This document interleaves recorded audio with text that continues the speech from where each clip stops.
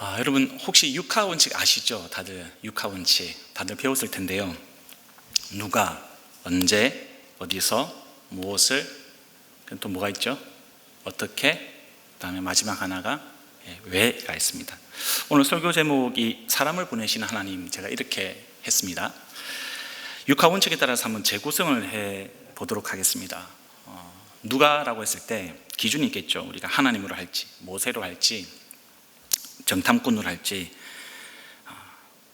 그 기준에 따라서 우리가 다르게 문장을 구성할 수가 있는데, 오늘은 하나님으로 해보겠습니다. 누가, 하나님이, 언제, 이것도 여러 가지로 우리가 본문에서 찾을 수가 있겠습니다. 하나님이 모세에게 말씀하셨을 때를 기준으로 할 수도 있고요, 아니면 이스라엘 백성들이 가나안 땅으로 전진할 때 그렇게 때를 정할 수도 있겠습니다. 아니면 포도가 익을 무렵에, 굉장히 서정적으로 들리는데 포도가 익을 무렵에라고 할 수도 있겠습니다. 아마 2번이 좀 무난하겠죠. 하나님이 이스라엘 백성들이 가나안 땅으로 전진할 때 어디에서요? 바란 광야에서라고 우리가 볼 수 있겠습니다.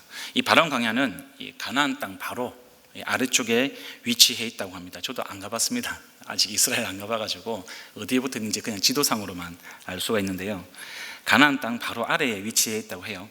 지금 이스라엘은 그런 가나안 땅 코앞까지 와서 지금 진을 치고 있는 모습입니다. 무엇을? 이스라엘 자손의 우두머리들을 지금 우리가 설정을 할 수 있겠습니다. 어떻게? 가나안 땅으로 보내시는 거죠. 그 다음에 왜 보내셨을까? 본문에서는 이스라엘 자손에게 준 가나안 땅을 탐지하게 하기 위해서 이렇게 정리할 수 있겠습니다.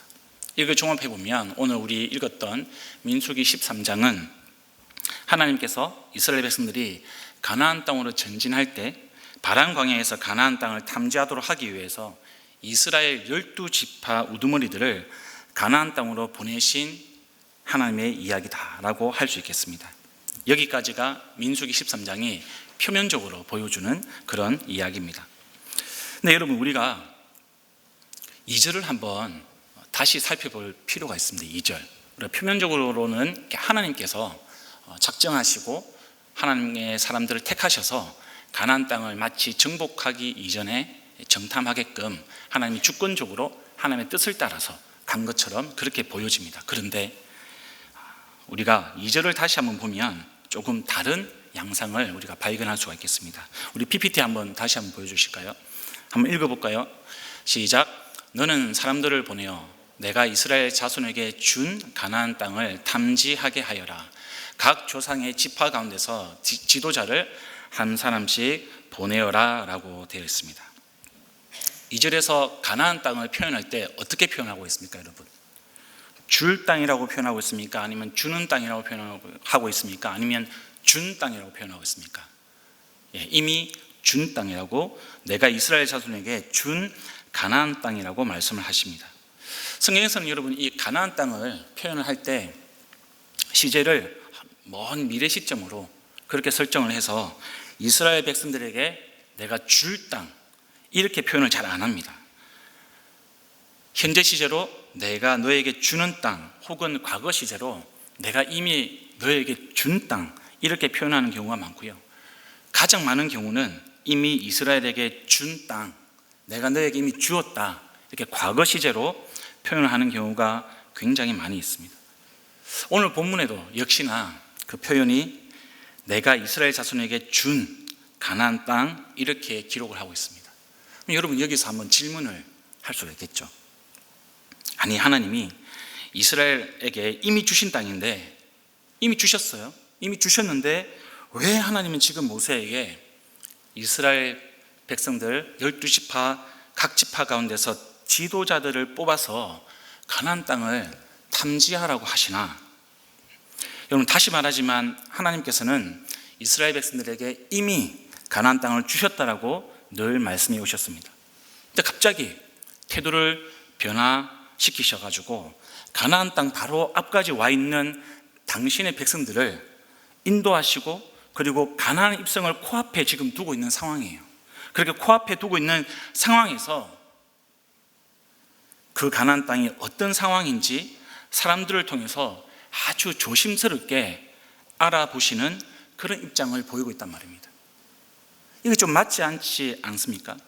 하나님이 매우 지금 인간스럽게 접근을 하고 계십니다.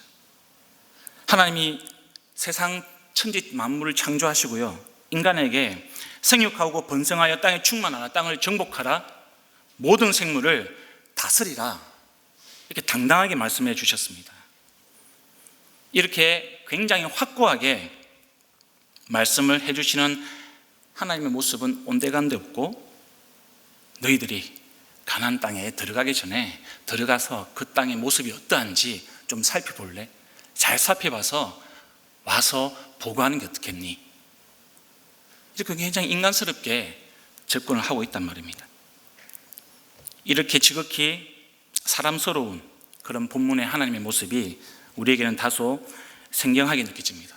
이미 준 땅인데, 이미 이스라엘에게 주신 땅인데 마치 안 준 것처럼 그렇게 접근하는 모습이 좀 차이가 있어 보입니다. 그런 하나님의 모습이 다소 모순적으로 보이는 거죠. 왜 하나님께서 이런 모습을 보이실까?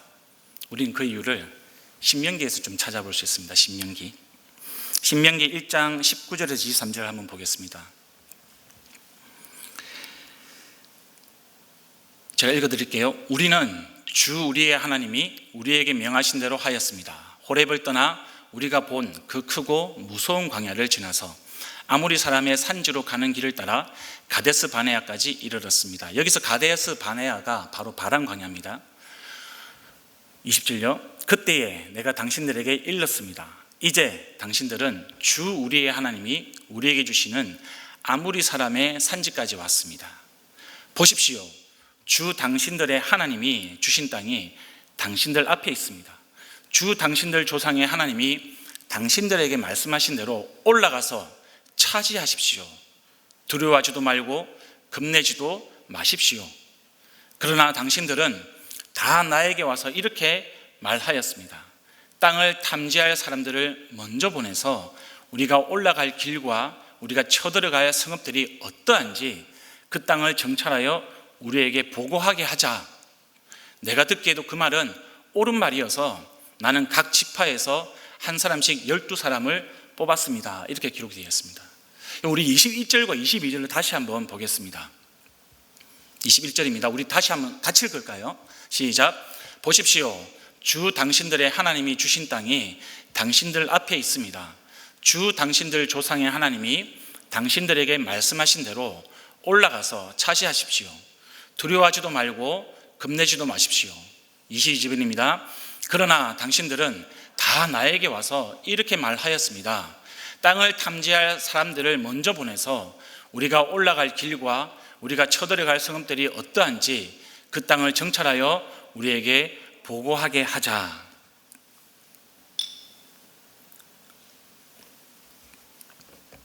여러분, 우리가 읽었던 이 신명기 1장은 이스라엘 백성들이 지금 가나안 땅에 바로 들어가려고 했는데 들어가지 못하고 불순종 때문에 바로 들어가지 못한 채 40년 동안 광야에서 뺑뺑이를 돌다가요, 요단강 동쪽 광야에 이스라엘 백성들이 다시 옵니다. 그때 모세가 과거를 회상하는 장면입니다. 과거를 회상하면서 과거의 어떤 가나안 정탐 사건, 바로 오늘 민수기 본문의 사건을 회상하는 장면이 신명기 1장에 나오는 그런 내용입니다. 하나님이 이스라엘 백성들에게 가나안 땅을 주었으니까 올라가서 차지하라고 지금 모세를 통해서 명령하셨습니다. 정복하는 과정에서 가나안 족속들을 너는 두려워하지도 말고 겁내지도 말라고 단호하게 말씀하셨습니다. 천지를 창조하시고 모든 만물을 지으신 다음에 충만하라, 정복하라, 다스리라, 그렇게 말씀하셨던 하나님의 모습이 그대로 나타나고 있습니다. 이제 남은 것은 무엇입니까, 여러분? 맞습니다. 이스라엘 백성들이 가나안 땅에 올라가서 그냥 그 땅을 차지하면 되는 겁니다. 하나님 말씀대로 그 땅에 올라가서 주저함 없이, 두려움 없이, 걱정 없이, 겁 없이 그 땅을 차지하는 것만 남았습니다. 그런데 이 명령에 대한 이스라엘 백성들의 반응이 어떤 것이었습니까? 하나님께서 두려워하지 말고 겁내지 말고 올라가서 그 땅을 차지하라고 말씀했는데 이스라엘 백성들이 올라가려 하다 보니까 덜컥 겁이 납니다. 두려움이 생깁니다. 마음의 염려와 근심이 생깁니다. 근데 이런 현상이 한두 지파만 그런 가지는 현상이 아니라 12지파 모두가 동일한 고민을 가지고 동일한 두려움과 동일하게 겁을 먹었다는 겁니다. 가나안 땅에 올라갈 수가 없었습니다. 그래서 모세를 찾아갑니다. 제안을 하죠. 우리가 가나안 땅에 올라가기 전에 사람들을 좀 뽑아가지고 먼저 보내어가지고 올라갈 길과 성읍들이 어떤지 정찰하는 게 어떻겠습니까? 이렇게 제안을 합니다.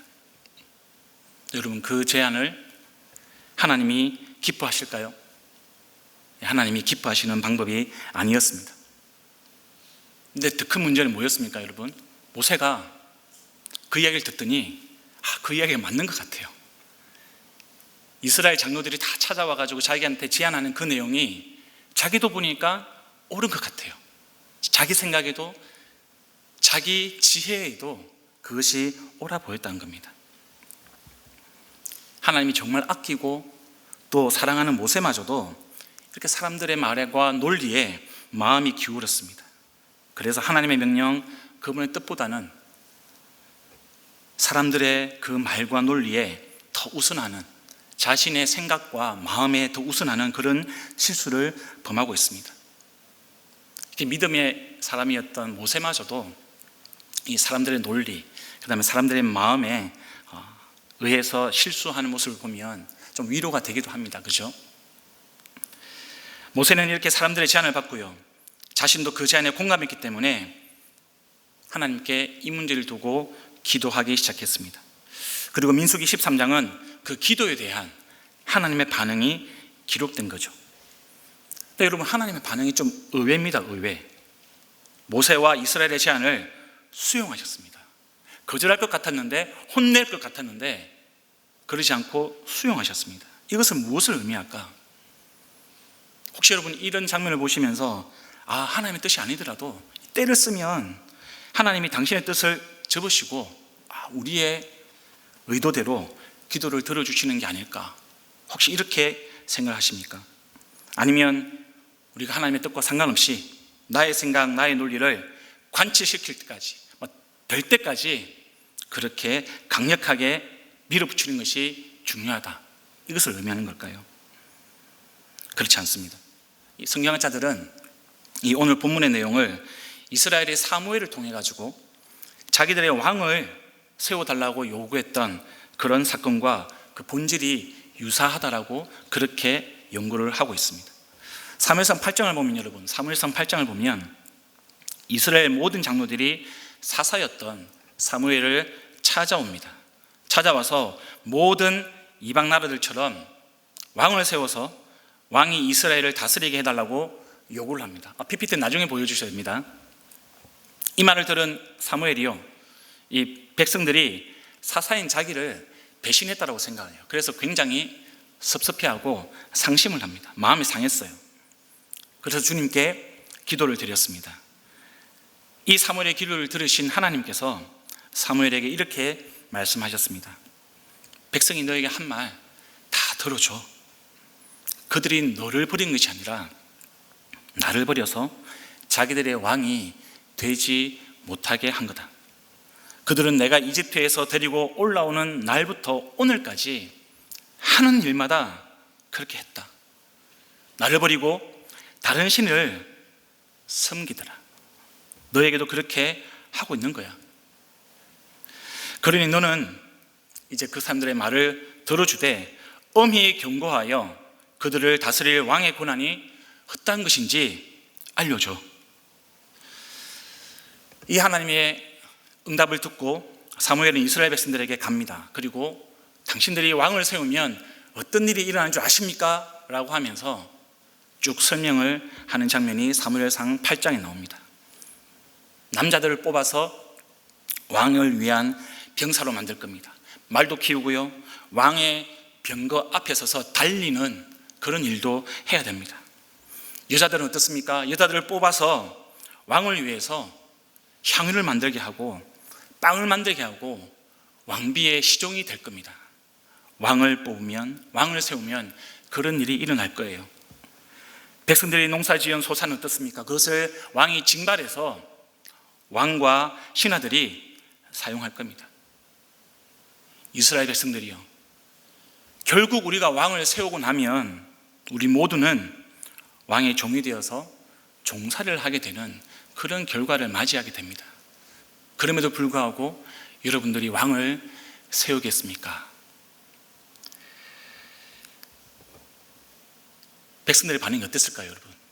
네, 잘 아시는 바대로 그래도 좋습니다. 왕을 세워달라고 요구를 합니다. 사무엘이 이 왕 때문에 당신들이 부르짖으면서 기도하게 될 텐데 그때 하나님께서 당신들에게 응답하지 않을 겁니다라고 경고를 합니다. 그런데도 이스라엘 백성들은 왕을 세워달라고 때를 씁니다. 사무엘이 이 때를 쓰는 이스라엘 백성들의 모습을 보면서 하나님께 다시 나아갑니다. 기도합니다. 그리고 그 기도를 들으신 하나님께서 또다시 말씀하십니다. 그들의 말을 받아들여서 왕을 세워주어라. 여러분, 근데 여기서 이 백성들이 왜 왕을 세워달라고 했을까? 사무엘상 8장 1절에서 3절입니다. 우리 PPT 한번 볼까요? 이제 사무엘은 많이 늙었다. 그래서 그는 자기 아들들을 이스라엘의 사사로 세웠는데 장남은 요엘이며 차남은 아비야였다. 그들은 브엘세바에서 사사가 되었으나 자기 아버지와 같지 않아서 돈을 탐하여 뇌물을 받고 재판 업무를 공정하게 처리하지 않았다. 백성들은 사무엘이 늙었다는 것을 알게 되었습니다. 늙은 사무엘을 지금 보고 있습니다. 그런데 문제는 그의 아들들입니다. 인생이 억만장창입니다. 이 아들들을 보니까 자신들의 이스라엘 백성들의 미래가 너무 암울한 거예요. 12지파 장로들이 모여서 어떻게 할 것인가 의논을 합니다. 사무엘이 곧 죽을 텐데 사무엘 아들들을 보니까 노답이구나, 답이 없는 인생들이구나, 사사로 세워서는 안 될 것 같아, 우리 어떻게 하지? 다른 민족들을 보니까 다 왕을 세우더라는 겁니다. 왕을 세우자, 이렇게 의견을 모았습니다. 이런 일련의 과정들, 그런 일련의 과정들이 어떻게 보이십니까, 여러분? 저는 인간적인 관점에서는요, 이스라엘 백성들의 마음, 이 왕을 세우고자 하는 그런 장로들의 마음이 이해가 되었습니다. 이런 배경으로 보면 왕을 세우고자 하는 이 사람들의 대안이 나름 합리적으로 보입니다.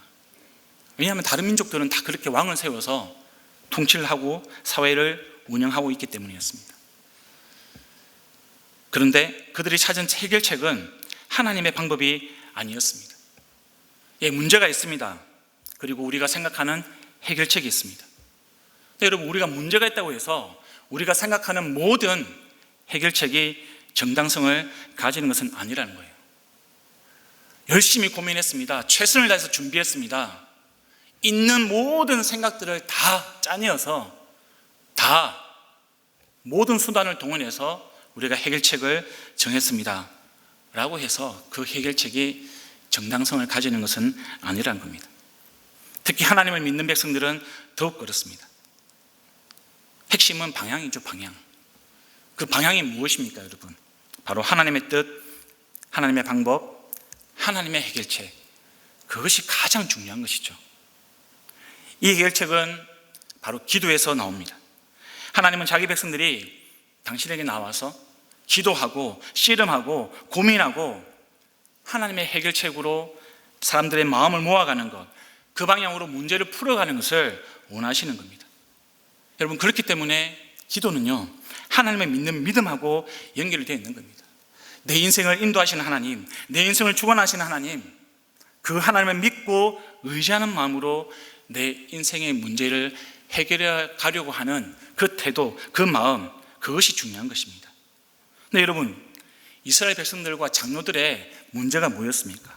그들은 다 모였습니다. 12지파 장로들이 다 모였습니다. 그리고 의논했습니다. 최선을 다해서 의논했는데 문제는 그 해결책이 하나님의 생각과 다르다는 것이었습니다. 하나님의 생각을 먼저 물어보지 않았습니다.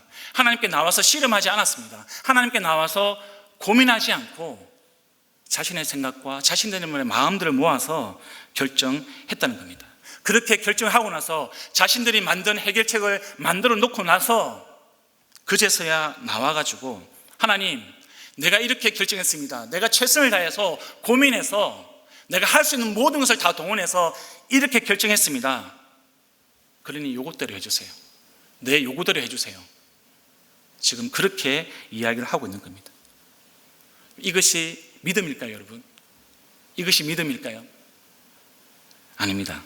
믿음이 아니라 하나님을 패싱하는 거죠. 하나님을 무시하는 겁니다. 하나님을 버리는 겁니다. 이런 이스라엘 백성들을 향해서 지금 하나님이 보이시는 반응이 어떤 것이냐? 이 자식들 내가 썰어버리겠어. 내가 심판해버리겠어. 지구상에서 다 날려버리겠어. 이렇게 반응하지 않으셨습니다. 왕을 세워달라고 하는 이스라엘 백성들의 요구를 허용하셨습니다. 그리고 왕을 세웠습니다. 그러면 이것이 하나님의 뜻인가? 그렇지 않다는 겁니다. 하나님의 뜻은 아닌데요, 허용하시는 겁니다. 여러분, 우리가 좀 구별할 줄 알아야 돼요. 하나님이 허용하시는 게 있고요, 하나님의 뜻이 있습니다. 하나님의 뜻이 아니지만 허용하시는 것들이 있습니다. 그 허용하시는 이유가 무엇입니까? 그래, 내가 너희들 뜻대로 해줄 테니까 한번 그 결과를 맛보아서 그 결과를 통해서 하나님의 교훈을 깨닫기를 원하신다는 겁니다. 그것을 통해서 하나님은 이스라엘 백성들의 부족한 믿음, 연약한 믿음, 잘못된 믿음을 드러내시는 거죠. 사울을 세웠습니다. 그들의 요구대로 사울을 왕으로 세웠습니다. 여러분, 그 결과가 비참했습니다. 사울도 비참하게 죽고요, 그 사울을 왕으로 세웠던 이스라엘 백성들 공동체의 모습도 처참하게 변해버렸습니다. 자신들의 힘으로 세웠던, 자신들의 뜻으로 세웠던 그 왕의 결과를 경험하고 자기들의 잘못, 자기들의 연약함, 하나님 뜻대로 하지 않았던 불순종의 결과를 경험하는 것을 통해서 하나님께서 하나님의 뜻을 보여주시는 거죠. 오늘 본문도 이와 비슷한 맥락입니다. 비슷한 뉘앙스입니다. 하나님의 뜻을 따라서 가나안 땅에 올라가서 그 땅을 차지하는 게 아니라 두렵고 겁나는 것 때문에 주저앉았습니다. 그리고 정탐부터 하겠다고 내 뜻대로, 내 방식대로 문제를 해결하려고 하는 그런 이스라엘의 모습을 우리는 동일하게 보고 있는 것이죠.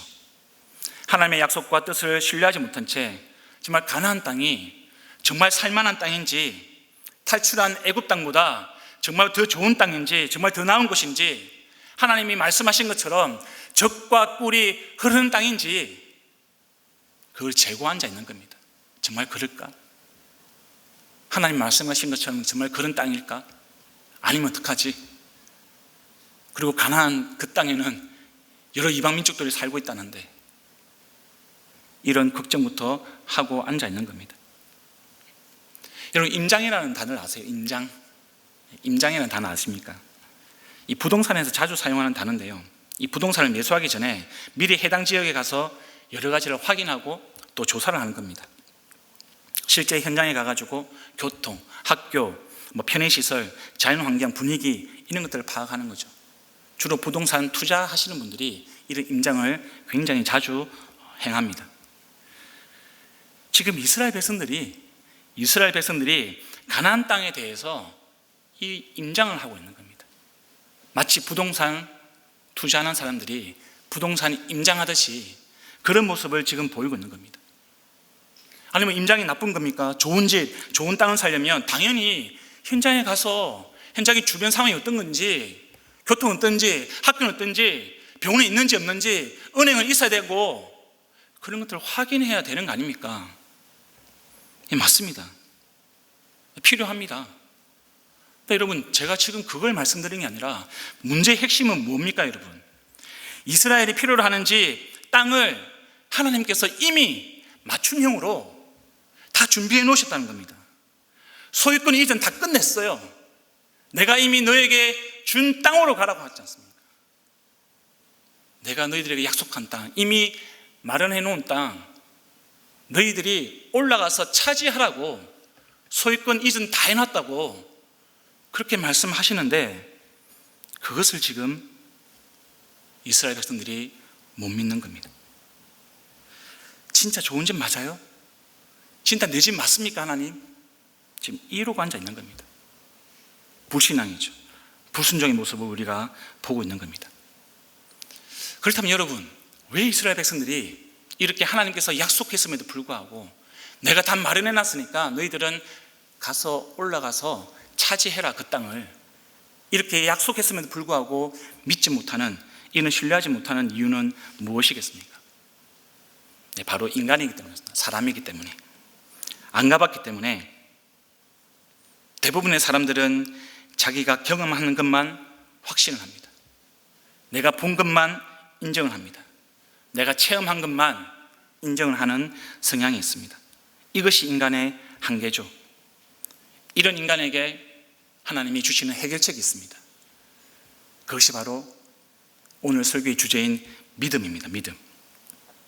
믿음은 보지 못하는 것, 얻지 않는 것에 대한 확신입니다. 이것은 인간으로 가질 수 없는 마음이죠. 인간이 어떻게 보지 못하고 내가 아직 내 손에 없는데 그것을 얻을 것이라고 확신을 할 수 있겠습니까? 그런데 하나님은 하나님을 믿는 사람과 그렇지 못한 일반적인 사람과의 차이를 구별하신다는 거죠.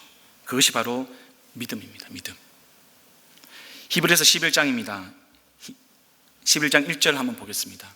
우리 다 함께 읽겠습니다. 시작. 믿음은 바라는 것들의 확신이요 보지 않는 것들의 증거입니다. 다시 한번 읽겠습니다. 믿음은 바라는 것들의 확신이요 보지 않는 것들의 증거입니다. 저와 여러분의 모습이 어떻습니까? 이스라엘의 모습을 보면서 나와는 좀 다르다, 그렇게 느끼십니까? 아니면 지금 이런 이스라엘의 모습을 보면서 나하고 비슷해, 이렇게 생각하십니까? 사랑하는 성도 여러분, 그리고 청년 여러분, 이미 저와 여러분을 위해서 하나님은 가장 좋은 것을 준비하시고 예배해 놓으시고 인도하고 계심을 믿으시길 바랍니다. 하나님을 믿는 사람이 세상 사람들과 가장 다른 점은 바로 믿음입니다. 이 사실을 꼭 기억해 주시기를 바랍니다. 인간은 죄인이기 때문에 늘 불안과 염려가 찾아옵니다. 저 또한 마찬가지입니다. 그리고 사단이 그것을 너무나 잘 알기 때문에 우리의 불안과 염려와 걱정을 이용합니다. 장난을 칩니다. 우리의 힘으로 불안과 염려와 그 걱정을 막을 수가 없습니다. 죄의 본성이 우리에게 있기 때문에 사단이 장난을 치면 어느덧 불안과 염려와 걱정과 근심 가운데 있는 나 자신을 발견하는 거죠.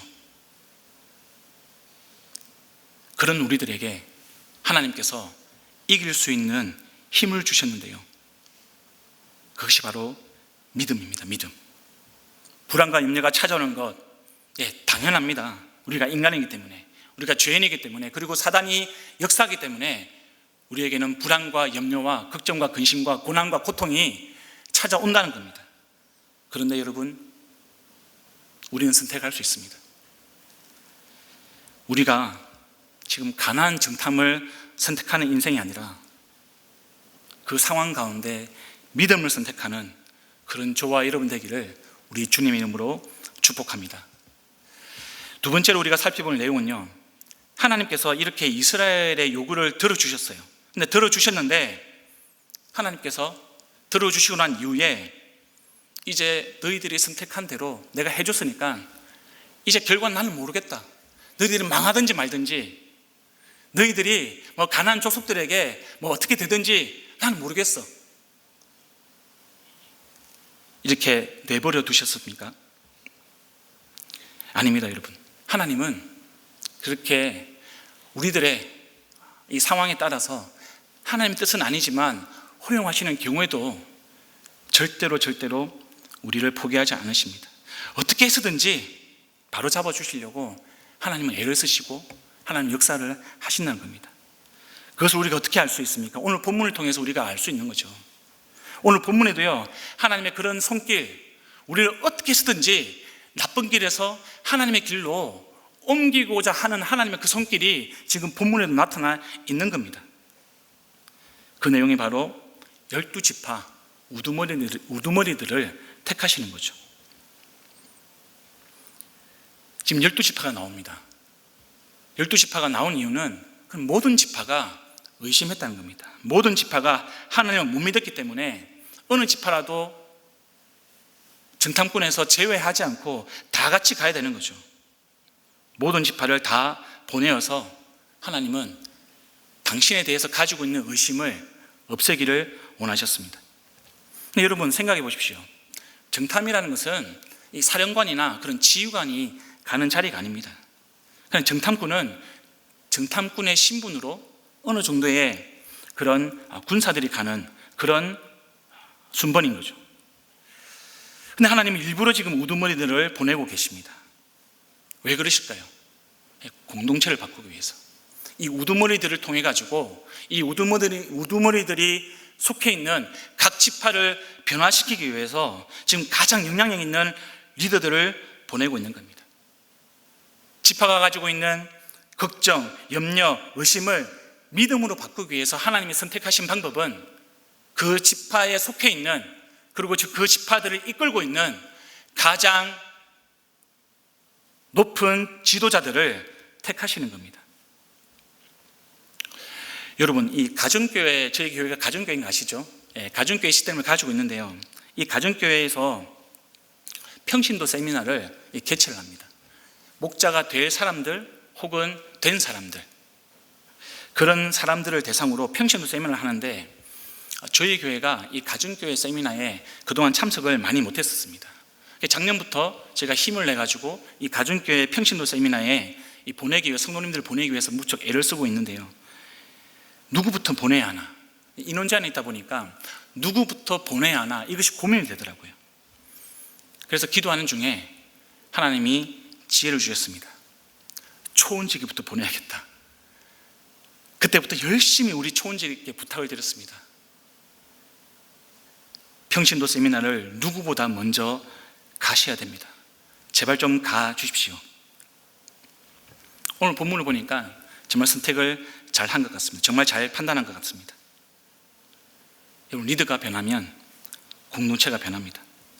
리더가 믿음을 가지고 변하면요, 공동체가 변하게 되어 있습니다.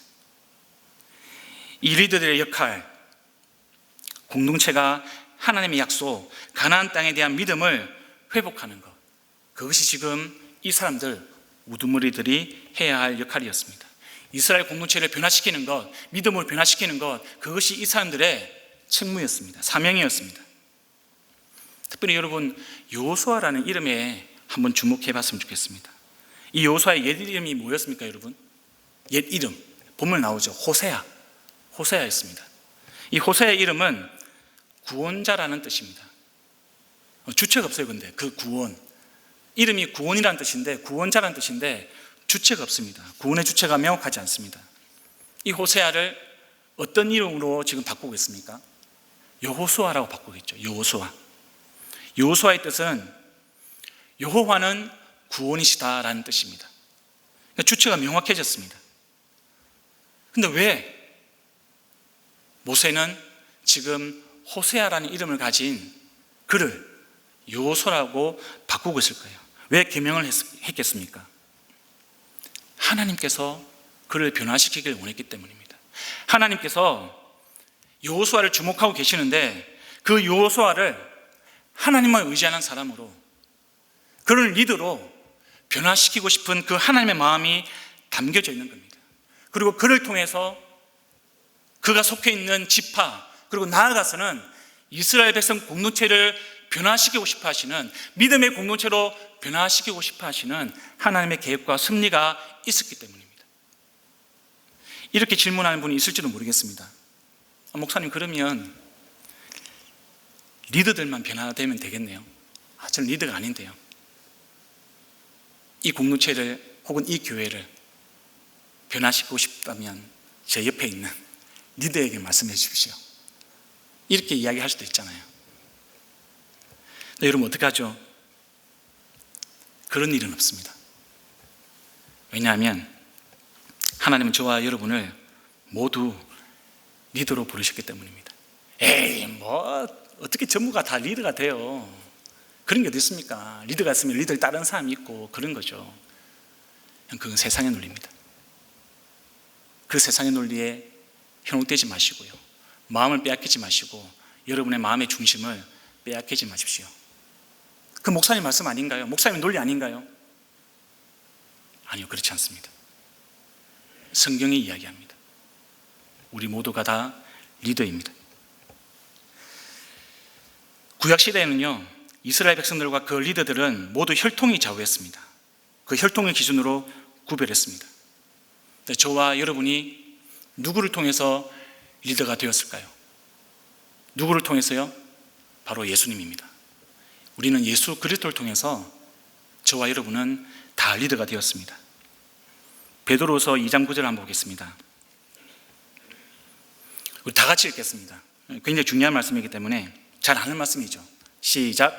그러나 여러분은 택하심을 받은 족속이요, 왕과 같은 제사장들이요, 거룩한 민족이요, 하나님의 소유가 된 백성들입니다. 그래서 여러분을 어두움에서 불러내어 자기의 놀라운 빛 가운데로 인도하신 분의 업적을 여러분이 선포하는 것입니다. 우리 믿음으로 다시 한번 읽어보겠습니다. 시작. 그러나 여러분은 택하심을 받은 족속이요, 왕과 같은 제사장들이요, 거룩한 민족이요, 하나님의 소유가 된 백성입니다. 그래서 여러분을 어두움에서 불러내어 자기의 놀라운 빛 가운데로 인도하시는 분의 업적을 여러분이 선포하는 것입니다. 아멘입니까, 여러분? 아멘입니까? 예, 아멘입니다. 저와 여러분은 왕과 같은 제사장입니다. 왕과 같은 제사장입니다. 리더입니다. 리더. 제사장이 누구입니까? 하나님과 그 백성들을 중개하는 사람입니다. 저와 여러분은 혈통적으로는 제사장이 아니었습니다. 예수 그리스도를 믿음으로 제사장이 되었습니다. 그리고 우리는 세상과 하나님을 연결하는 그런 리더의 자리에 하나님이 두셨습니다. 그래서 여러분, 지금 모세가 그리고 하나님이 이스라엘 각 지파의 우두머리들을 뽑아서 가나안 땅으로 보낸 것처럼 저와 여러분이 그렇게 세상을 향해서 가야 하는 존재임을 깨달으시기를 부탁드리겠습니다. 그것을 확신하기를 부탁드리겠습니다. 주님은 우리를 세상으로, 가나안 땅으로 보내십니다. 저의 가나안 땅이 어디입니까? 제가 말씀해 드릴게요. 지금 예배드리는 이 예배 공동체, 이 예배 공동체에서 벗어나는 그 순간 우리가 받는 모든 땅이 하나님이 보내시는 가나안 땅입니다. 믿으십니까, 여러분? 그것이 믿음이 되어야 됩니다. 그것이 저와 여러분의 믿음이 되어야 제가 변하고 여러분이 변하고 우리 공동체가 변하는 겁니다. 그것이 저와 여러분을 하나님이 택하신 왕같은 제사장이라는 주시는 하나님의 말씀이라는 것을 꼭 기억해 주시기를 부탁드리겠습니다. 그래서 여러분, 우리가 두려움과 의심 가운데 가나안 정탐을 요구하는 인생, 그런 인생이 아니라 믿음으로 세상을 차지하는 이스라엘로 살아가기를 원하십니다. 하나님은 호세아 이름을 여호수아로 바꾸었습니다. 저와 여러분도 마찬가지입니다. 저와 여러분의 믿음이 약하다고, 의심한다고, 두려워한다고 하나님은 포기하지 않으십니다. 그렇게 포기하려고 했다면 벌써 포기하셨겠죠. 여러분, 하나님은 절대로 저와 여러분을 포기하지 않으십니다. 저와 여러분을 약속 가운데 믿음의 길을 가라고 왕같은 제사장으로 삼으시고 세상으로 보내어서 하나님의 뜻을 행하는 리더로 살아가 달라고 하나님은 저와 여러분을 부르셨습니다. 그렇게 택하셨습니다. 우리가 서로의 역할과 어떤 책임은 다를 수 있습니다. 그러나 동일하게 저와 여러분은 하나님의 제사장으로 부르심을 받았습니다. 우리가 그 믿음으로 하나님의 약속과 뜻을 가지고요, 그것을 의지하면서 우리가 밟는 모든 땅, 그 땅이 가나안 땅인 줄 알고 우리가 믿음으로 하나님께서 우리에게 주신 그 가나안 땅을 차지하는 믿음으로 차지하는 저와 여러분 되기를 우리 주님 이름으로 간절히 축원드립니다.